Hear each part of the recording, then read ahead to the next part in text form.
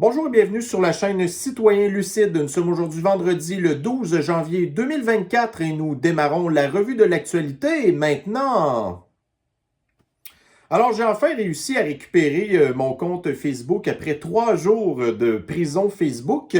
Donc, je suis quand même content parce qu'honnêtement, pour moi, c'est plus facile d'organiser mes articles, là.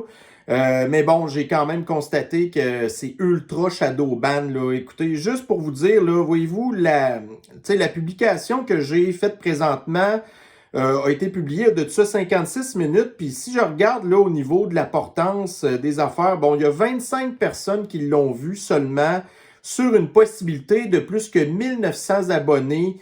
Juste pour le fun, là, on va regarder ça un petit peu au fur et à mesure que je vais avancer dans mes affaires, là, mais c'est ultra shadow ban. Mais tu sais, à la base, ma page Facebook, je l'utilisais quasiment pour moi, pour m'aider à trier mes affaires. Puis là, quand j'ai vu éventuellement qu'il y avait plein d'abonnés, j'étais content. Mais tu sais, les gens, ils les voient pas, mes affaires. Puis de toute manière, je serais bien curieux de savoir aussi le nombre de gens qui vont sur Facebook pour s'informer. Tu sais, depuis que la loi C-18 à Justine, genre qu'il n'y a plus aucune nouvelle qui peut rentrer là-dedans. Fait que tu sais, je ne sais pas où est-ce que les gens prennent leur information, mais en tout cas, fait que pour moi, c'est un outil, là, mais je trouve ça quand même triste. Fait que bon, tout ça pour dire qu'on est là, pas là pour jaser de mes petits problèmes, là. Alors, on va y aller plutôt avec les problèmes des autres qui sont pas mal plus importants que les miens. Donc, regardez ici, dans le Journal de Montréal, 6 jours pour rembourser le prêt d'urgence du fédéral. Course contre la montre pour 165 000 entreprises québécoises qui sont pas capables de rembourser le prêt c'est quoi? C'est 60 000 $. En fait, il faut qu'ils remboursent 40 000 $ pour être en mesure d'en garder 20 000 entre guillemets en cadeau. Mais les entrepreneurs, tu sais, écoutez, il y en a tellement là-dedans qui ont participé au fascisme sanitaire, qui ont accepté les mesures de distanciation sociale, le masque, le passeport de contrôle social absolu, qui ont vu baisser leur achalandage au bout, là, puis que là, après ça, il y a eu toutes sortes d'autres affaires qui sont arrivées avec l'inflation, le manque de main-d'œuvre. Puis là, ces entreprises-là qui n'ont pas budgété leur affaire ont pris l'argent du gouvernement, ils ont accepté de fermer ou de fonctionner à moins de ce qu'ils devraient. Puis là, ils se sont ultra endettés. Là, après ça, la clientèle n'est pas revenue ce qu'elle était avant, comme les transports en commun d'ailleurs. Puis là, ils ne sont pas capables de rembourser l'argent du gouvernement. Puis là, ils ont ultra augmenté les prix. Là, les gens n'ont plus les moyens d'aller là comme avant. Fait que là, ils n'ont plus de rentabilité. Mais là, 165 000 entreprises québécoises, c'est pas genre toutes des entreprises qui ont un seul employé. Tu sais, il y a plusieurs employés. Fait qu'on parle probablement peut-être de plus de 1 million d'employés qui vont peut-être perdre leur job. Tout ça à cause du grand reset des mondialistes, puis les entrepreneurs qui n'ont pas vu qu'est-ce qui s'en venait, puis qui ont préféré collaborer avec le gouvernement. Mais ça, c'est les entrepreneurs. Mais tu sais, je veux dire, il y a les employés là-dedans, que c'est pas de leur faute qu'est-ce qui arrive, puis qui vont peut-être perdre leur job. Dans le contexte économique actuel, des gens qui se font sacrer dehors de leur logement, les gens qui sont endettés au bout, les gens qui vont reporter leur char, les gens qui sont pas capables de s'acheter des maisons ou qui vont perdre leur maison parce que là, leur hypothèque va augmenter au bout, ou que c'est un des deux conjoints qui va perdre sa job, puis là, l'autre, il n'est pas capable, lui, là, de payer pour l'autre qui n'a plus de salaire. Fait que c'est ça qui nous attend au niveau économique en 2024. Fait que là, 6 jours. 6 jours, là, c'est... Regardez, la semaine prochaine, là... Fait que là, dans les semaines prochaines, on va voir une multiplication des faillites des entreprises qui ferment leurs portes, qui sacent du monde à la porte. Là, il va y avoir un moment donné comme trop de main-d'œuvre de disponible, mais il va manquer d'emploi. Fait qu'on va revenir comme dans le bon vieux temps. Que tu sais, tu voulais genre travailler à l'épicerie, tu sais, comme emballeur dans le temps. Moi, je me souviens, j'ai commencé à travailler à 16 ans. Pour travailler dans un poste d'épicerie comme emballeur, il avait fallu que je passe 2 entrevues. Puis en plus, j'avais été plugué par quelqu'un qui travaillait là. Fait que c'est vers ça qu'on s'en va, là. Tu sais, il va y avoir des pans de l'économie, comme la restauration d'ailleurs, ou l'hôtellerie. Puis ça faisait partie, entre autres, de la réingénierie du Forum économique mondial, de tout fermer ça. Fait que là, des gens qui ont ultra plein d'expérience dans ce domaine-là, qui sont spécialisés, là, on va perdre cette expertise-là. Puis là, ces gens-là, tu sais, t'es rendu à 40-50 ans, puis t'es obligé de te recycler au complet pour aller faire quoi, là? Aller travailler dans des usines de batterie, faire du codage informatique. Ça vous tente-tu d'aller dans le système de l'antisanté? Ou dans l'éducation, puis vous avez peut-être pas vocation? Fait que c'est ça qui attend du monde, là. C'est vraiment, c'est très, très alarmant, mettons. Bon, ensuite, on va aller dans le Daily Mail où on a que les ultra riches. Fait que là, on n'est plus rien que dans le 1%, là. Là, on est, voyez-vous, le 10% des Américains les plus riches, OK, possèdent l'équivalent de 93% des actions du système boursier. Puis là, vous avez, entre autres, là, dans l'image ici, des exemples de, admettons, Nancy Pelosi. Fait que là, ici, vous avez des gens qui travaillent au gouvernement, OK, qui ne sont pas des entrepreneurs, mais ils travaillent au gouvernement. Puis là, vous avez ici un des plus riches, qui est un démocrate, s'appelle Brian Higgins. Puis il possède, là, en tout cas pour 238% des retours, genre, que des personnes du Congrès ont eu en rapport avec leurs actions à la bourse. Après ça, vous avez 3 républicains, vous avez encore 2 démocrates, un autre républicain, 2 démocrates. Fait que, tu sais, après ça, on se demande comment que ces gens-là, qui sont des élus, qui gagnent l'équivalent d'à peu près peut-être un salaire de, mettons, 200 000 par année, puis là, au bout de toute leur carrière politique, sont rendus avec des fortunes colossales, genre qui pètent les 100 puis 200 millions. Tu sais, avec leur petit salaire, ils vont investir en bourse parce qu'ils sont plugués avec des entrepreneurs, puis ils sont capables de savoir, tu sais, ce qu'on appelle là des conflits, pas d'intérêt, mais tu sais, genre des conflits d'initiés. Fait que là, ils savent quand acheter les affaires, ils savent quand vendre, ils savent qu'est-ce qui va se passer, puis ils sont capables de faire des passes d'argent comme ça. Mais ce que ça nous indique aussi, c'est que la fortune de ces gens-là, tu sais, admettons, genre, vous êtes au Texas, puis vous êtes un rancher. Tu sais, vous avez des bovins, vous avez de l'immobilisation, vous avez des terres. Tu sais, votre fortune, elle vaut quelque chose parce que vous avez quelque chose. Mais les gens qui ont leur fortune est seulement, comme admettons, Elon Musk, tu sais, genre que sa fortune est rendue à quoi? 240 milliards, mais sa fortune est juste basée sur ses actions. Ces actions, ça vaut rien, là. C'est de la spéculation. Fait que si demain matin, le marché boursier s'effondre complètement, ben ces gens-là vont tous perdre leur fortune. Mais tu sais, quand on nous parle genre de le schéma de Ponzi, ben c'est ça, là. Tu sais, le marché boursier, même si on en bénéficie d'une certaine manière à nos pensions, parce que, tu sais, on prend de notre argent admettons, qui est placé à la banque, puis après ça, ces gens-là, ils vont à la bourse, puis là, ils obtiennent un retour. Mais, tu sais, dans le fond, vous gagnez 100 pièces, tu sais, votre 100 pièces vaut quelque chose. Mais une fois qu'il est rendu à la bourse, votre 100 pièces, s'il devient 400 pièces dans, mettons, 20 ans d'ici, le 300 pièces, il est basé sur quoi? Sur de la spéculation. Ça vaut rien. Fait que autant qu'on n'espère pas un effondrement du marché boursier parce que toutes vos économies de retraite sont placées là-dedans, autant que d'un autre côté, on n'aimerait pas ça voir des gens comme ça, 10% des Américains les plus riches qui possèdent 93% des richesses en bourse. Fait que, tu sais, là, après ça, ces gens-là, tu sais, quand on leur dit, l'inflation, là, puis le coût des aliments à l'épicerie, ils s'en sacent vraiment, eux, là, de ça. Tu sais, fait qu'ils sont complètement déconnectés du monde. Bon, ensuite, ici, vous avez, ici, Québec, là, la Société des traversiers du Québec se prépare au risque d'incendie de véhicules électriques. Parce que ça, vous le savez, il y a des compagnies de transport maritime qui n'acceptent plus de transporter des chars à batterie ou des batteries lithium-ion parce que ça pogne en feu, puis après ça, tu n'es pas capable d'éteindre le feu.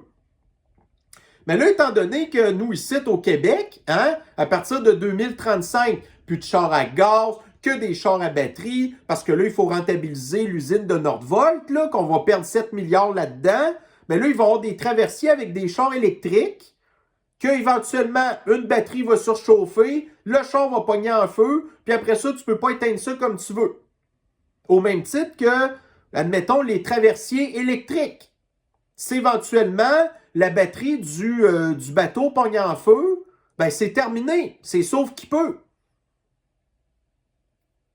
Fait qu'il se prépare à ça, là. Fait que là, déjà qu'on n'est même pas capable d'entretenir nos traversiers, là, il va falloir que la STQ, elle investisse de l'argent pour des technologies que, en bout de ligne, les patentes qui vont transporter sont plus dangereuses qu'avant. Ensuite, fait que là, on nous explique un peu tout ça ici. Fait que justement, donc dans la presse, vers la fin des véhicules à essence, 2035 au Québec. Puis selon Fitzgibbon, hein, le flibustier de Forbans Pirate, donc lui disait l'été passé qu'il faudrait que le parc automobile du Québec soit divisé par 2, puis qu'en bout de ligne, ben, ça devienne comme 100% du parc automobile qui soit électrique, avec les risques qui viennent avec. Puis chaque fois qu'un char électrique pogne en feu, c'est pas mal plus dommageable pour l'environnement qu'un char à gaz. Mais on fait ça pour sauver la planète.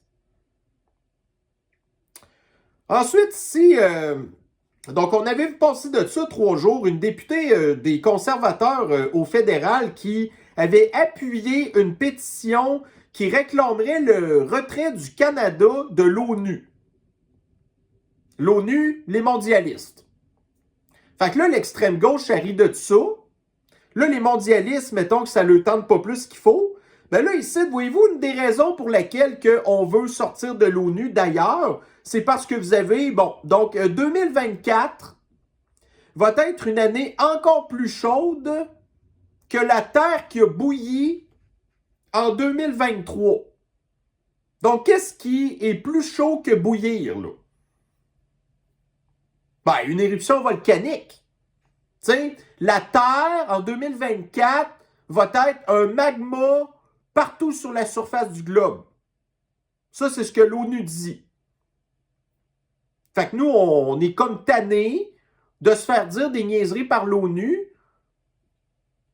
Puis, ben, c'est ça. Puis là, vous avez ici Cédric Gilbert qui a partagé la pétition en question. Fait que, allez la signer. Coudonc, regardez, on sait que ça ne va rien donner, mais bon, on comprend l'idée en arrière de ça. Bon, ici, dans End Wokeness, là, il y a une vidéo qui, je ne sais pas si c'était à TV que ça a passé, là, mais, tu sais, regardez, on sait que, tu sais, il y a de plus en plus de livraisons à domicile, mettons Amazon. Mais il y a des criminels qui, eux, c'est pas compliqué, ta boîte est sur le bord de la porte, puis eux, ils n'ont absolument aucun scrupule à aller te voler ta boîte. Mais là, il y a des gens qui ont installé des caméras devant leur porte, puis là, ils filment la personne en train de voler le paquet. Puis là, les personnes, après ça, ils s'en vont mettre ça sur les réseaux sociaux. Mais là, ici, vous avez le gars de la SQ qui dit que c'est pas une bonne idée. Puis c'est même pas correct d'aller poster la vidéo sur les réseaux sociaux parce qu'en bout de ligne, c'était comme genre de contrevenir à la présomption d'innocence du criminel que vous avez pogné en flagrant délit en train de voler vos affaires. Lui, il dit plutôt appelez le 911 puis on va envoyer la police. La police, ça va faire quoi avec ça? Ils sont déjà même pas capables à Montréal de défaire les réseaux de vol de voitures, de vol de vélos électriques. Mais après ça, vous allez avoir des policiers de la SQ qu'on va leur faire confiance pour... tu sais, regardez, vous avez commandé un livre sur Amazon, puis le gars, il ne sait pas que c'est un livre, fait que là, il vole ta boîte. Puis là, vous allez vraiment faire croire que la SQ va faire des enquêtes là-dessus, puis qu'ils vont résoudre le crime. Parce que la SQ, les chemises brunes, préfèrent défendre les criminels que les victimes. Qu'on fait plus confiance à la police pour régler des affaires de même. On veut se faire justice nous-mêmes. Mais là, non, écoutez, la présomption d'innocence. Le gars s'est fait pogner sa vidéo. T'as sa face. Fait que là, le crime, c'est comme... c'est comme de pogner quelqu'un qui a un couteau dans les mains, qui est en train de piquer ça dans quelqu'un. Tu le pognes en flagrant délit. Mais non, il y a la présomption d'innocence au Québec. Ça, c'est un innocent de policier, ça, là, qui est un haut gradé, qui doit gagner peut-être 150 000 par année, qui n'en a rien à foutre de faire sa job. Tout ce qu'il veut, c'est son gros salaire, sa grosse pension. À 52 ans, il va prendre sa retraite, puis après ça, il va faire ce qu'il veut. Jusqu'à temps qu'un jour, c'est lui qui va commander de quoi sur Amazon, puis qui va se faire voler ses affaires, puis là, il va pas la trouver drôle. Mais en attendant, non. Fait que ça, c'est notre beau système de l'injustice encore. Bon, ici, c'est une autre nouvelle très triste qu'on a appris aujourd'hui. Donc, le Doc Mayou, nous a quittés. Alors, rest in peace, comme on dit, Doc Mayou. Mais là, vous avez Radcan qui nous annonce ça en disant, genre, le controversé Doc Mayou est mort. Tu sais, au lieu de juste dire, le Doc Mayou est mort, il fallait qu'il rajoute controversé parce que c'est des maudits écœurants. Puis après ça, vous avez 52% de la population canadienne qui fait plus confiance aux médias, puis les médias ne comprennent pas pourquoi. Tu sais, quand ça vient le temps, par exemple, de parler du gars des Cowboys fringants qui est mort, là, ça prenait des funérailles civiques, puis tout. Le gars lui-même qui chiolait contre le gouvernement, mais là, le Doc Mayou, lui, est controversé. Ça, c'est dégueulasse. Bon, ensuite, on va parler un petit peu de la vice-première ministre là, du Canada ou du Canistan, hein? La petite Nabo de Nain-Jardin-Potelé, Chrystia Freeland, qui, elle, là, elle avait dit, genre, bon, aujourd'hui, on fait des annonces là, pour les habitations à loyer modique, puis pour l'épicerie, parce que, tu sais, les gens ont de la misère économiquement. Parce que c'est notre faute à nous, entre guillemets. Mais ça, ce bout-là, ils vont pas le confirmer. C'est bien certain. Fait que ça, il a dit ça. Donc, le gouvernement, hein, qui est responsable de tout ce qui se passe, qui nous fait croire, lui, là, qui est là pour nous aider des affaires qu'ils ont faites. Mais là, ici, vous avez dans le CTV News, le gouvernement avait été averti, il y a de ça 2 ans, que la politique d'immigration massive de McKenzie, que ça allait nous mettre dans la merde, puis qu'on allait avoir une crise du logement. Donc, le gouvernement est au courant, ils font pareil. Puis là, ils ne vont pas diminuer encore les ratios d'immigration, ce qui va rempirer encore plus la crise des logements, la pénurie, puis l'augmentation des loyers. Puis l'autre, après ça, la maudite menteuse Potelé qui vient nous dire que le gouvernement fait tout ce qu'il faut pour améliorer les affaires en double pensée, ce qui veut dire exactement le contraire. Fait que le gouvernement était au courant. Fait que si le gouvernement était au courant puis ils l'ont fait pareil, ben c'est criminel. Là, il y a du monde qui ont souffert de ça. Mais c'est un gouvernement de terroristes. Moi, je le dis, ça fait longtemps. Le Parti communiste du Canada, de Justine, c'est un parti terroriste. Parce qu'il était au courant de ce qui allait arriver, puis ils font pareil. Ensuite, ici, dans le Daily Mail, j'ai que, Tesla va être obligé d'arrêter la production de ses véhicules en Allemagne. Puis là, ça va affecter 11 000 employés Parce que là, à cause de ce qui se passe actuellement dans la mer Rouge, au Moyen-Orient, hein? Tu sais, l'histoire du conflit en Palestine, puis là, je vais en parler d'autres choses tantôt. Là, les Américains, ils ont frappé le Yémen. Puis là, le Yémen, c'est un allié de l'Iran. Puis là, l'Iran ne voudra pas laisser ça faire. Fait que là, on est en train d'encore avoir un conflit au Moyen-Orient. Mais il y a beaucoup du transport maritime qui passe par là. Ben là, ces gens-là ne peuvent plus passer. C'est la guerre. Fait que là, ben, Elon Musk n'est pas capable d'avoir les pièces pour son usine en Allemagne. Fait qu'il va arrêter la production. 11 000 personnes qui vont être sur le chômage. Fait que, regardez, l'autre affaire ici, ça, j'en avais déjà parlé. 3 novembre 2023, BNN Bloomberg. Donc, le canal de Panama.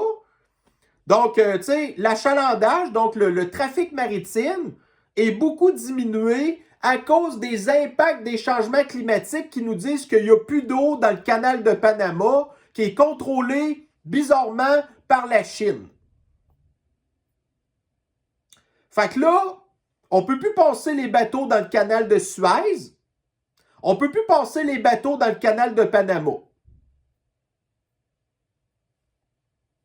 Fait que, est-ce que vous pensez qu'il y a des chances que le prix des affaires qui viennent de partout ailleurs dans le monde va baisser, sachant que les bateaux ne peuvent plus passer nulle part, ou sinon ils vont passer, admettons, en bas de l'Afrique du Sud, puis là, ça va prendre, mettons, 2 semaines de plus faire le trajet, puis là, ça va prendre encore plus de fuel, fait qu'en bout de ligne, ça va faire monter la facture, ou encore d'autres bateaux qui vont passer par le Cap Horn. Ça, c'est super dangereux. Ça, c'est où l'Amérique du Sud, là. Ou sinon, ben bon, mais là, on est en hiver. À la limite, les bateaux, ils auraient pu passer dans le Grand Nord. Mais là, il y a encore plein de glaciers dans le Grand Nord. Fait que là, pendant l'hiver, c'est pas le temps, les bateaux qui prennent la route du Nord. Fait que les affaires vont être encore paralysées.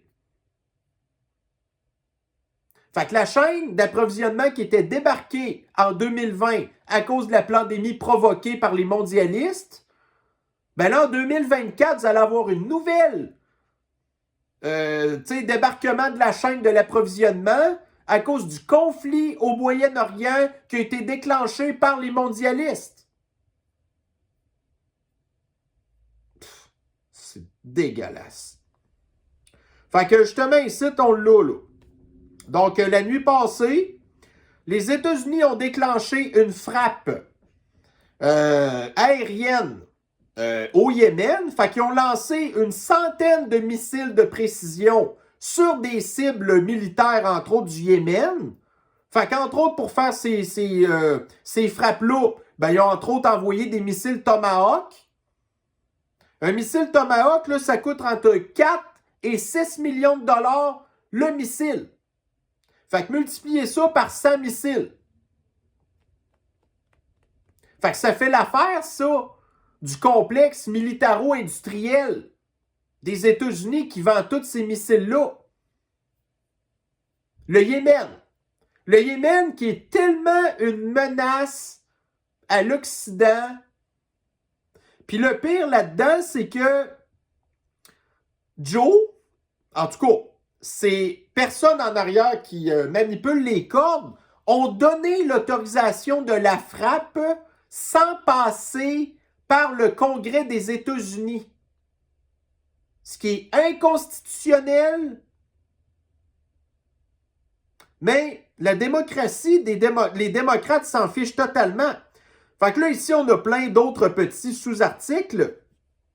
Donc, voyez-vous, là, même la gauche, apparemment, est fâchée contre Biden parce qu'il a comme autorisé la frappe sans passer par le Congrès.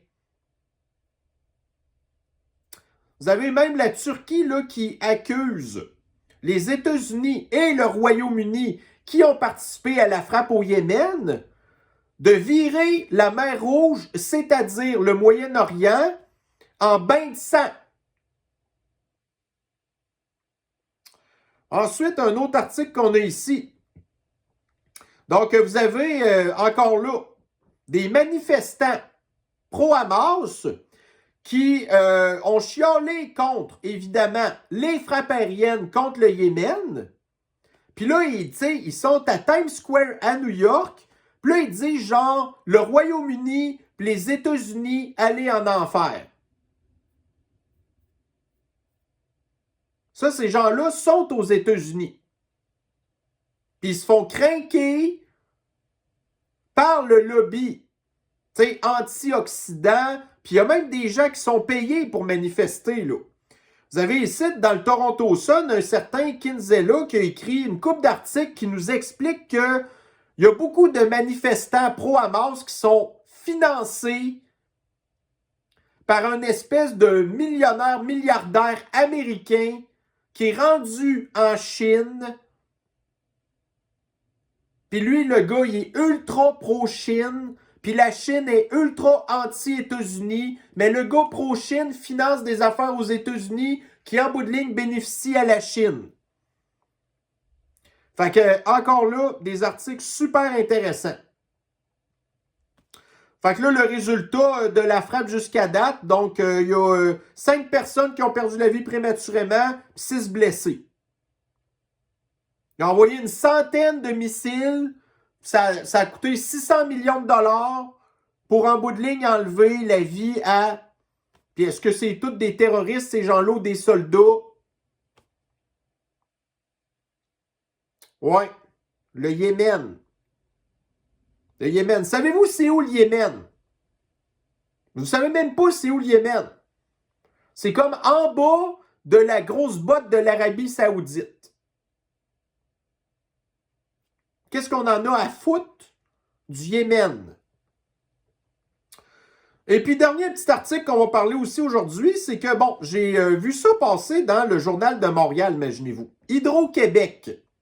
Donc, le big boss de Hydro-Québec a remplacé son véhicule de fonction, qui était un Tesla Model Y 100% électrique.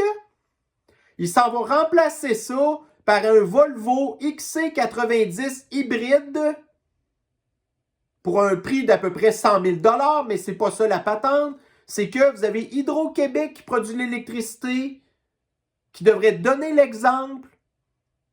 Mais le boss, lui, il n'a pas confiance aux infrastructures d'Hydro-Québec. Ça ne lui tente pas, quand il s'en va en réunion quelque part, d'avoir arrêté dans une borne rapide puis d'attendre 30 minutes pour recharger sa cochonnerie de char à batterie. Fait que lui, ben c'est ça. De toute manière, regardez, il y a le char fourni, c'est nous qui paye.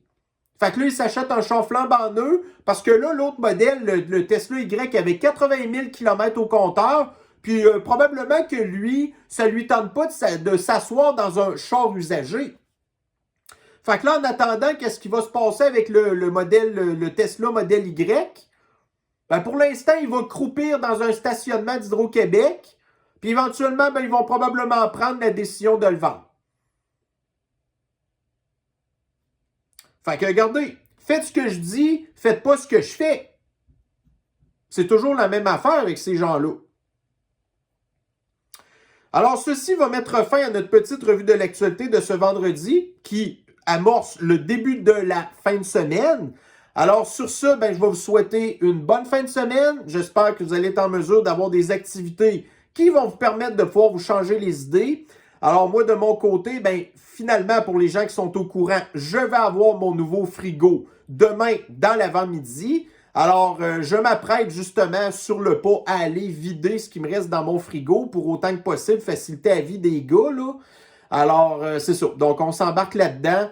Donc, je vais vous souhaiter une bonne fin de journée, une bonne fin de semaine. Prenez soin de vous et on se revoit très bientôt. Bye bye.